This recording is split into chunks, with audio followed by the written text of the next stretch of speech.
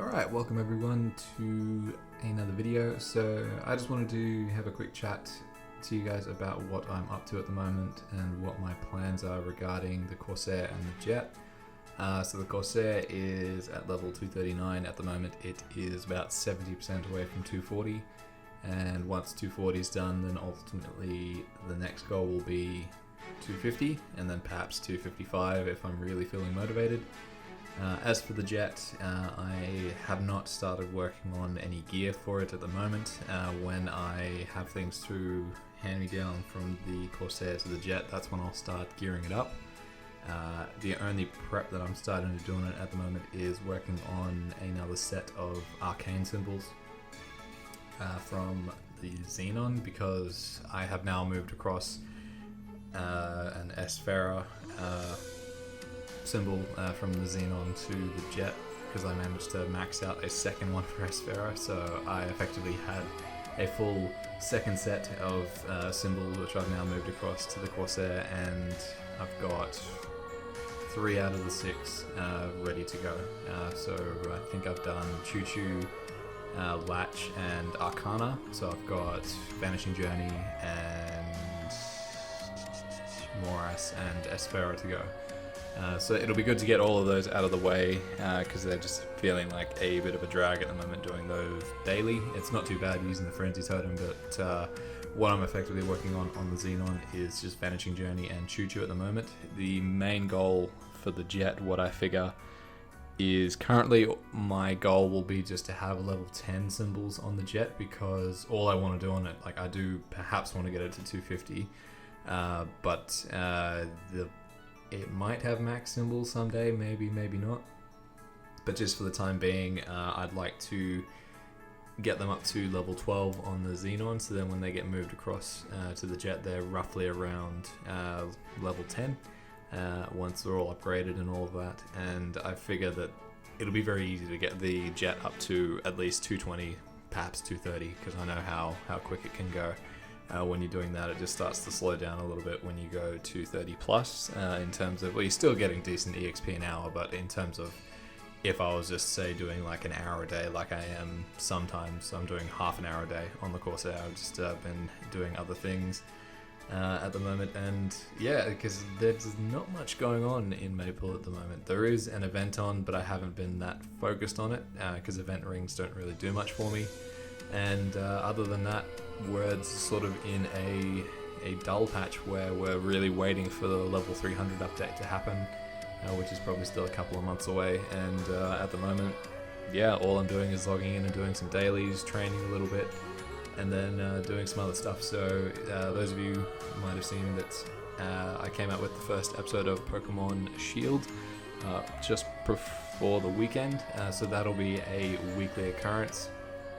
I will try and do something on Maple each week, but if there isn't anything in terms of cubing or anything real motivating to do, I might skip that week, but I'll still be coming out with content every week. I do have a few different ideas of things that I want to do. I want to share my Animal Crossing island. Now that my new Switch is set up, I will be putting together my unboxing of the red Switch and just giving my overall thoughts on it, because I did actually have a video up on the Nintendo Switch in terms of my first impressions of it, probably about 4 years ago now. But yeah, so I just wanted to talk about it, and 4 years later, 3 years later, I think it was actually 3 years later. Yeah, because the Switch has only been out for 4 years now, so I was about 6 months late to getting a Switch from when they first came out. 3 to 6 months, something like that. But yeah, so since I now own 3 of them, I figured I'd talk about why I own 3 of them and why it's probably my most used console. So that'll come out probably this week, and then have a Pokemon video at the end of the week, and then a Animal Crossing video.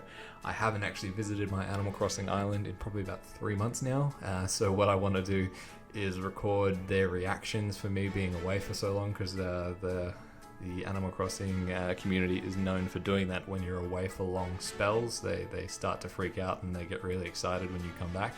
But I do actually want to get back into playing Animal Crossing again as well, with the Nintendo Direct that happened a few days ago where they talked about the Mario stuff that they're bringing in to Animal Crossing, so I certainly want to jump in on that and get a few of the items. The warp portal looks really cool, and then yeah, just seeing what I can do to the island. It is a bit unfinished, so even if I can just start doing that sort of thing and then showcasing what my island looks like. And then something else that I wanted to mention to you guys, I have started getting more heavily involved in Pokemon Go. I'm thinking that I'm going to substitute out my interest in the TCG. I'll still follow it in terms of like watching videos, and perhaps if there's a really cool card that comes out that I like, I might buy a booster box or something like that, but I don't think I'm going to be as heavily involved in it as I was throughout all of last year. Like, I would pretty much dabble in every single set that came out in the TCG, and it is quite expensive when I look back on it. It is like a physical, tangible object, so I'm not losing money on it in terms of having something there that I can perhaps later on sell in a couple of years. Like, there are a few boxes that I'm holding on to that I haven't actually opened that might be worth something in a couple of years time, hopefully, if the TCG is still a thing. But yeah, so I'm thinking of replacing it with Pokemon Go, because I'm recording this on Sunday night, and yesterday, being Saturday, was the Kanto event, which was pretty much a 12-hour stint where you got to visit a whole bunch of cities from the first generation of Pokemon. So you had like Pallet Town, Pewter City, Cerulean, Fuchsia, and the Pokemon League, if I remember correctly. And yeah, so you went through that twice, and then there was a 2-hour window of just a whole bunch of things where you could just yeah, catch a few, well, pretty much all the 151. So I think I'm a few away from having the full 151. I only started really getting heavily involved in Pokemon Go again, I think I started in like August of 2020, so I'm very, very late to Pokemon Go, but I'm really enjoying it. I pretty much spent the whole day outside walking around, which is really weird because normally I'm inside doing stuff on either the computer or on the Switch, playing Maple or something else. So it was really, I think my Fitbit told me I did about 25,000 steps or something like that, which is just double what I normally do. So yeah, and I've actually found a use for my Pokeball Plus that I got with Let's Go Eevee and Let's Go Pikachu. So it's good to use that thing since I spent money on it to get it. But if anyone's interested in adding me on Pokemon Go, please feel free to leave a comment and I'll message you my friend code and we can exchange some stuff. I am looking to do Moltres and Articuno raids with people because I haven't caught those yet. But yeah, thanks for watching, guys, and yeah, do stick around. I will keep doing Maple content. I'm not really going anywhere. It's just yeah, just finding stuff to do. Thanks for watching. Hope you had a good weekend. See you soon.